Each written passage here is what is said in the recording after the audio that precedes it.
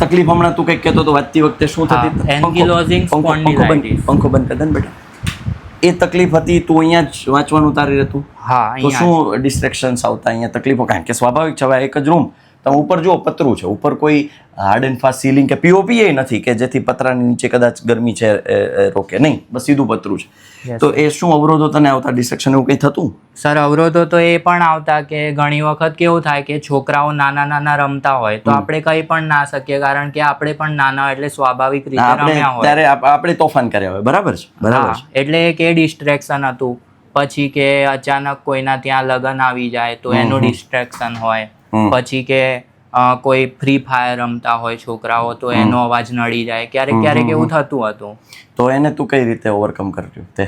Sir, એને હું એવી રીતે ઓવરકમ કરતો હતો. સોલ્યુશન એ હતું કે હું એક તો યા તો બેસી જાઉં, યા તો પછી હું કંઈક મહેનત કરું અને આને ધ્યાનમાં ના લઉં. તો બસ મેં જ કર્યું કે એને ધ્યાનમાં ના લીધું અને મેં બસ મહેનત કરી છે અને હું કાનમાં હેન્ડ સ્પ્રી નાખી લેતો હતો. અને એમાં બીટાનું એક સોંગ આવે છે જે તમારું મગજ શાંત કરે અને સ્ટડી વખતે તમે ફોલો કરી શકો. ઓકે, આ જો એક નવી વસ્તુ જાણવા મળી, બીટા, BETA.